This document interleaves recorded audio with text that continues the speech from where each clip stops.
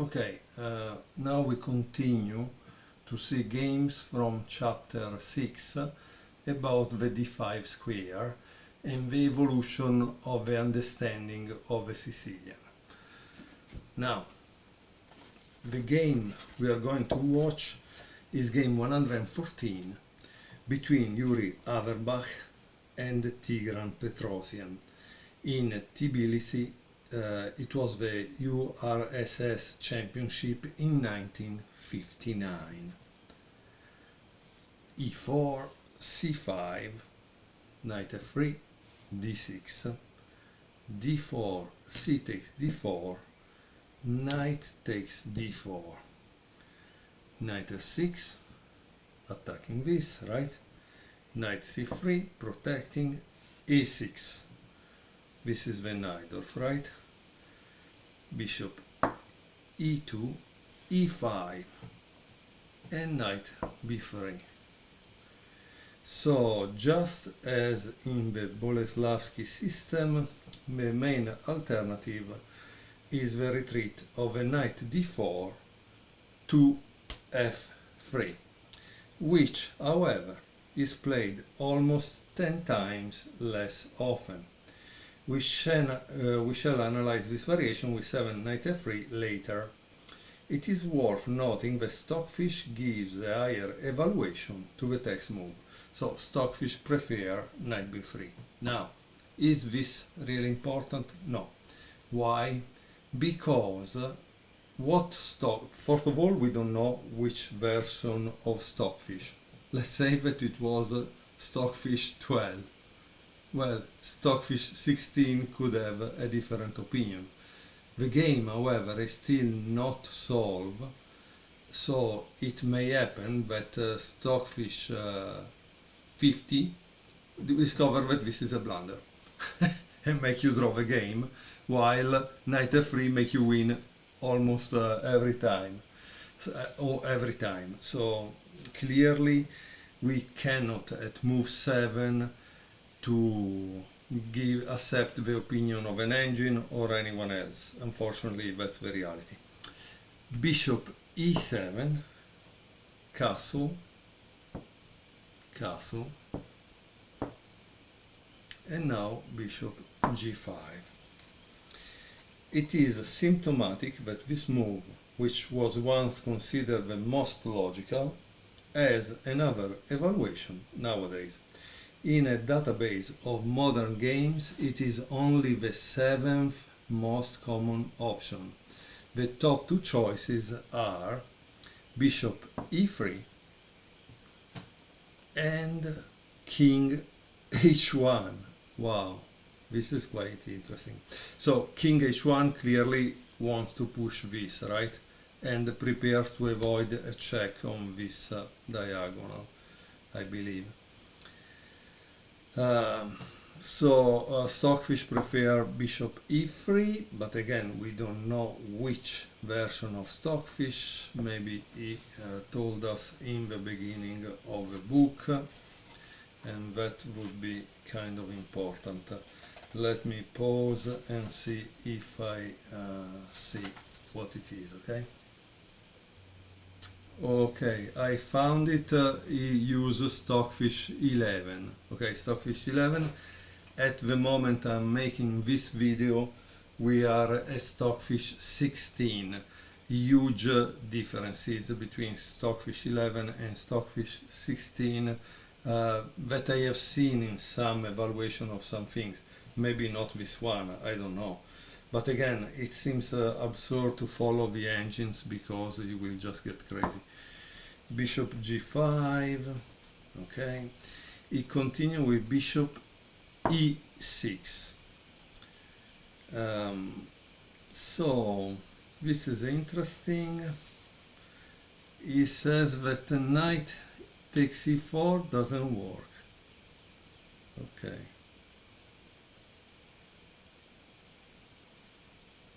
And here there is an interesting line that I think we should watch, okay?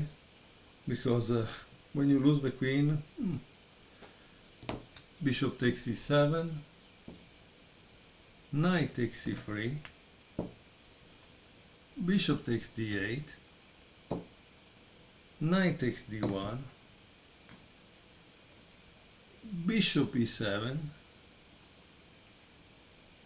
and here the best move is rook e8. It shows a line with knight takes b2 doesn't work, but you guys, when you will buy the book, you will know it. And here I continue with rook f takes d1, rook takes e7, rook takes d6, king f8, and knight a5 with a better ending for white. Now the problem is that we are at move 15. That thing of knight takes e4 was move 9. I think the only way to actually know that this line is not working is not over the board, but as homework analysis at home, because if you think to find this line over the board, I guess it will take you at least half an hour, at least. Let me go back to the position we started. Okay, so this was the position. We analyzed what happens after knight takes e4 in the game. Tigran Petrosian played bishop e6. At this point, again, since this chapter is dedicated to the d5 square, obviously the author finds examples that prove his point. With what? With bishop takes f6. Okay, and he says the logical follow-up to the previous move. It is worth noting that the engine recommends refraining from the exchange on f6. Again, the engine was Stockfish 11, okay? So maybe Stockfish 16 change idea. It's up to you guys to check it out. Bishop takes f6, knight d5, okay? This is still the main line, although queen d3 has a better score. Okay. Knight d7, interesting, because he's trying to fight for b6. But it seems that there was a different plan with bishop g5 at this point. Interesting too. Okay. Queen d3. So, as you can see, white is not, strangely, is not interested in taking away the bishop pair to black. That's kind of interesting, right?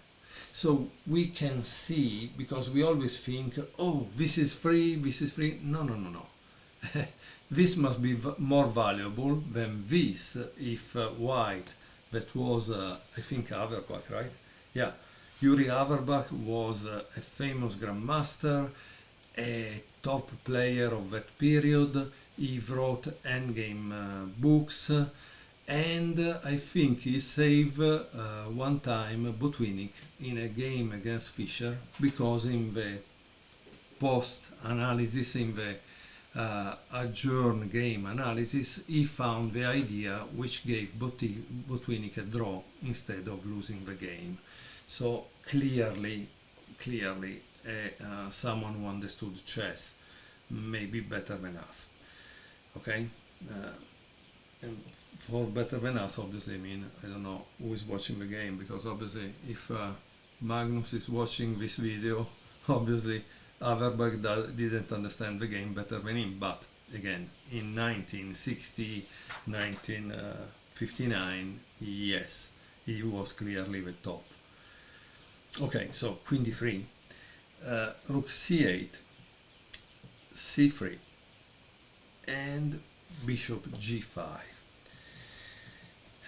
Here it says, this position is similar to the one that arose in the previous game, except that white has developed his king's bishop to e2 and castle, instead of starting the mistaken plan of advancing h2, h4 and g3, g2, g4, sorry. On black's part, the difference is in position of the queen's knight, which is slightly better on d7. This is d7. As it does not mask the action of the rook c8 on the c file. Yeah, but the problem in this case is that generally the rook c8 is here because white has castle long, and so you want to attack. Here it seems you have to start a minority attack to make it work.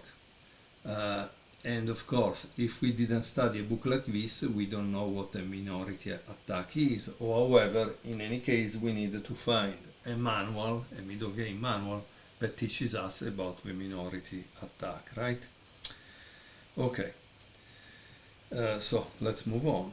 Rook a d1, king h8. This is kind of interesting that he wants to put the king on h8. You must always ask yourself, why? Bishop f3. The black position seems more flexible, but for now the balance is not disturbed. g6 and knight e3. This is marked as a dubious move, okay? The author says rook f e1 would have been better, and he gives a line that brings to equality. So this is not the right move, he says. Let's see why. Rook c6. From the square, the rook c6 defends the pawn d6. Okay. And at the same time supports the advance of black's pawns on the queen's side. Another good move was knight b6. Okay. Rook f1, knight f6, queen e2, b5, here the start of a minority attack, and rook a1, another dubious move. It seems that white had to play this move in order to keep his chances. Well, this seems a kind of mistake. Let's see why. Queen b6. Knight d2, a5. As you can see, so also if the author is not telling us, this is a game that we can use to learn about the minority attack, and probably a successful minority attack, right? Knight d f1, rook f c8. So as you can see, here we have a problem, right? White has not been able to create a successful attack on the king side, while black is able to create a successful attack on the queen side. a3, b4, c takes b4, a takes b4, a4. So let's see, here the author speaks about the evaluation, and he says, at first sight, Averbach's position appears satisfactory, but the pawn a4 is weak, and black is able to attack it. Queen a7, so we see how he attacks that pawn. Rook e d1, rook a6, and rook d3. So this is a mistake. Why? Because you want to attack there, right? So you cannot really do that. It seems the move queen d2 was the right one. And so that's interesting. Queen d3, b3. So it's important to cut this thing out. a5, rook c, c6. But the good alternative was also rook takes a5. It was okay, a move that was possible. Queen d1, queen c7. Look how beautiful are these maneuvers by Petrosian. Knight d5 again. This is force and demonstrates the superiority of Petrosian's strategy. After the following exchange, the white pieces can no longer make use of a d5 square, and thus his weakness disappears. So the weakness is the pawn d6, okay? Bishop takes d5. So you see also the idea with what would you take, with this or with this? He took with this. Now it's important because there is a famous game by Fischer, I think in one of Soltis' books, Andrew Soltis, Grandmaster Soltis, in which he proves that the right exchanges bring Fischer in an endgame position which is advantageous for him, and so he wins because he knows how to convert without problem, differently from us. But for those that would have thought, I take with this because I want to keep the bishop pair, probably not the right idea. Okay? E takes d5, rook c5, so this is now protected by this because you cannot attack it. Rook takes b3, rook a takes a5, rook a takes a5, and rook takes a5, rook c3, and queen b6. Very interesting move. Very interesting move. Now, obviously, your question is, how is this even possible? What happens if we play rook c6, right? It seems it takes here, rook takes d6, e4, and now it's a problem, right? Now it's a problem, yeah. So why it's a problem? Let's see it on why. Because the game, in the game was played rook b3. So let's see rook c6. Queen takes b2. Rook takes d6. e4. And here it says queen e2.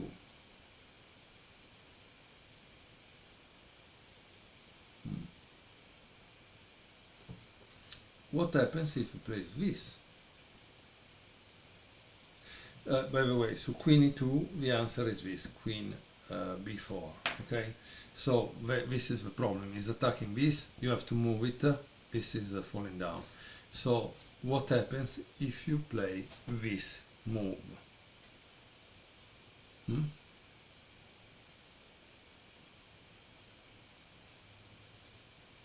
But this is the question to answer practically.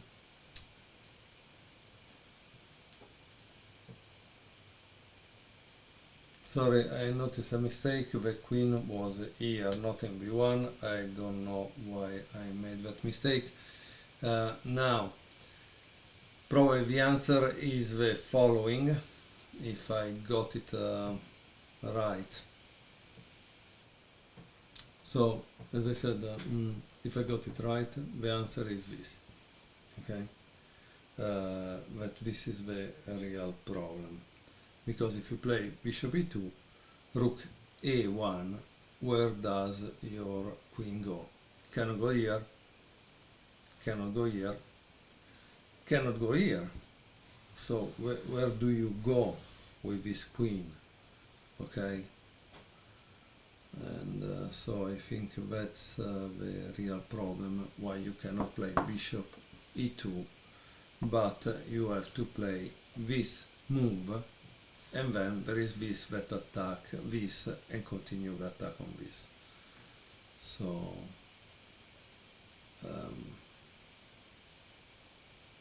but let's see, what if he plays rook d8 check,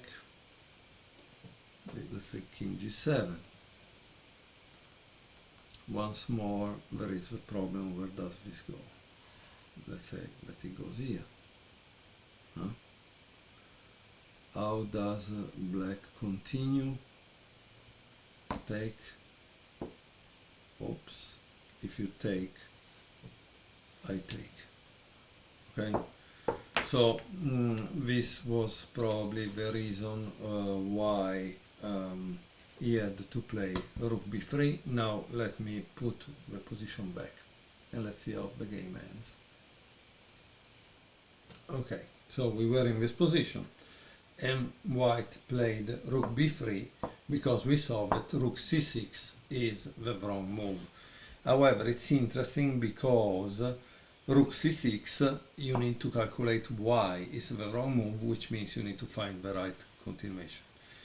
So rook b3, queen e7, rook b4, king g7, and here there is another kind of mistake. The mistake is to want to attack at all costs, probably. h4.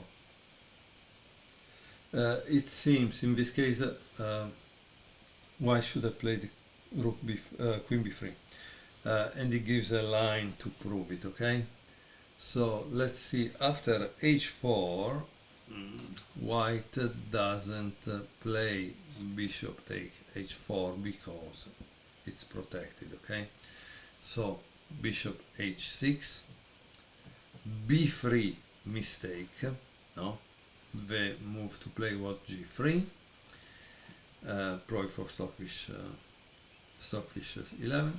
So after b3, rook a2, queen e1, queen a5, the threat is bishop d2, queen b1, rook a1, rook b5, and queen c3. And this practically traps the queen, right?